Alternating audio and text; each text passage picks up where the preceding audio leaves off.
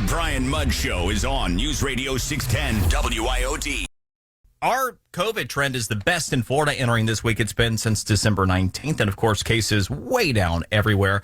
The most hilarious thing over the past couple of weeks has been watching all of the people who took a look at us in Florida, took a look at Governor DeSantis and went, science denier, and, he just wants to kill people, and death Santis, because the mask, if you don't wear a mask everywhere, you die. Don't you know that?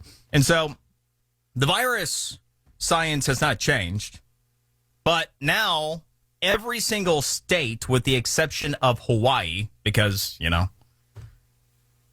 so every single state, with the exception of Hawaii, has decided that the mask policy needs to change now. And the CDC is like, sometime soon we'll get around to saying something about something. Patty Olinger, often a level-headed voice of reason, executive director of the Global Biorisk Advisory Council, joins us now. Patty, I can only imagine in your capacity as the director of GBAC how confounding this whole thing is and how frustrating it must be when you have so many people for so long to say follow the science, and then science doesn't change or information doesn't really, end up in a different place. But then policy is night and day different. It can be very confusing. I think, overall, not pointing any fingers anywhere, it's been communication has been just terrible for the general public. It's very confusing for people. I'll point fingers in a direction. The CDC stinks so bad that even Democrats are taking a look at Rochelle Walensky and going, this needs to be a Senate confirmation in the future because this disaster just can't happen again. So, there's even bipartisan support in that particular direction. So, Patty, to this end, one of the things I'm taking a look at, and it's actually part of what I'm going to tee up as part of today's Q&A of the day an hour from now about the push to end employee mask mandates. Governor DeSantis started talking about this because you still have a lot of employers that are sticking with the employee mask mandates. And a lot of this has to do with CDC policy, doesn't it? Because so many businesses put their eggs in that CDC basket. Yes, I would agree with that. I think that we're at this point where we knew we would get here, and it's kind of in that gray zone as far as, okay, is it time to relax things? Is it time? And it's mask mandates.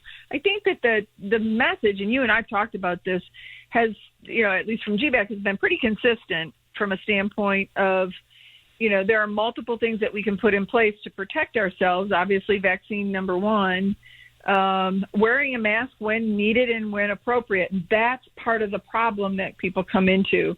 And it really, at some point, we're here now, it comes down to a personal understanding of your own situation and why. If you have grandma at home and she's immunocompromised, you may be more protective of yourself of getting the virus and bringing it home to grandma. Or if grandma's going out with you, she may want to wear her mask, and that's okay. Sure. But, at some point in time, we need to start relaxing things and looking at some of those other layers, making sure that our high touch points in businesses are really cleaned and sanitized. Well, and Patty, you bring up a good point there. This was always my hope from the beginning, is that, hey, the one good thing that might come out of all this is people just have better hygiene habits. Better hygiene is good, regardless of if we're talking about COVID, because, just less sickness going around, less germs, less bacteria. That's a win on a normal day anyway. And oh, absolutely. And Patty, correct me if I'm wrong, but pretty much the science at this point, and for quite a while now, has really said that if you're using good hygiene, then that's probably where we should be anyway. There's no doubt about that. That goes back 100 and some years. That if we have good hygienic spaces, that we reduce not just, let's say, for COVID, but flu and strep and staph and norovirus and C. diff even. Multiple different things, good hygiene practices. And I kind of put into that also, when I do a risk assessment or when I look at a situation, I'm also looking at, okay, how do we get infected? And in this particular situation, we also have to look at our indoor air quality issues. And so at the end of the day, we're much better off by increasing, good HVAC and good hygienic practices. Yeah, I mean, I always look for the silver linings in things, and perhaps that will be why. Like I said at the onset of the pandemic, this made me normal because I had my hand sanitizer and my wipes on the ready on a normal day before. So, Patty Olinger, our expert, the executive director of the Global Biorisk Advisory Council. Always a pleasure, Patty. Appreciate it. Thank you. You have a great day. Yeah, you as well.